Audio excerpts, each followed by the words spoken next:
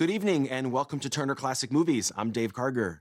Tonight we're presenting a lineup of films from one of the most influential directors of Hollywood's golden age, Ernst Lubitsch.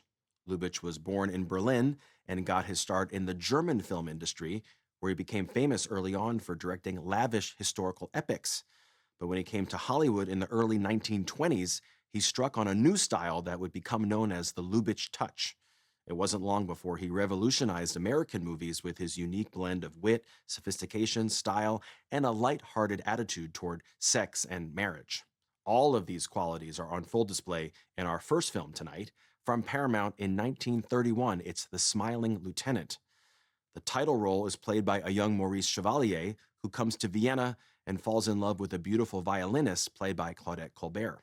They begin a passionate romance, but things get complicated when Chevalier accidentally makes a pass at another woman, a princess from a neighboring kingdom. She's played by Miriam Hopkins. The Smiling Lieutenant was one of Ernst Lubitsch's earliest talking pictures, and it was made during the pre-code era, before Hollywood censors began cracking down on movie content. This film is loaded with the kind of innuendo and sexually suggestiveness that became part of Lubitsch's trademarks. It's also a movie that showcases his talent for directing musicals.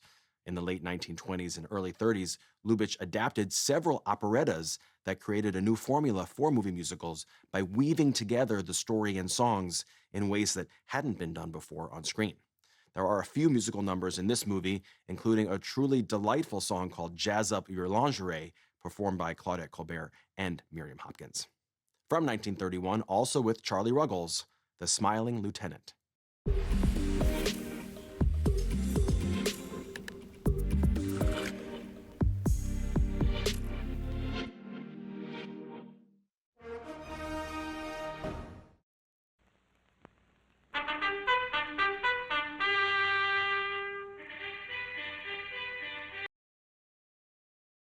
The on-screen competition between Claudette Colbert and Miriam Hopkins continued off-screen during production on The Smiling Lieutenant. Both actresses insisted on being photographed with the more flattering right side of their faces showing, but that wasn't going to work in scenes where they appeared together. Claudette Colbert was the more established actress with 8 other films to her credit at this point, while Miriam Hopkins was still a newcomer.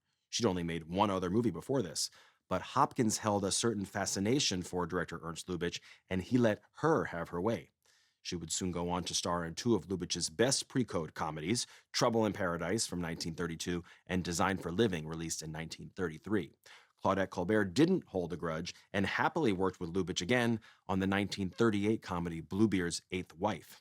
She even referred to Lubitsch as her favorite director. Maurice Chevalier also worked with Lubitsch on several musical comedies that helped establish him as a star in the early 1930s, 3 of which co-starred Jeanette MacDonald: The Love Parade, 1 Hour with You, and The Merry Widow. Up next is a dark World War I drama starring Lionel Barrymore that marked a change of pace for Ernst Lubitsch. Stay with us. Next on TCM, Broken Lullaby, then 1 Hour with You, and later, Trouble in Paradise. Smooth things over with TCM tonight.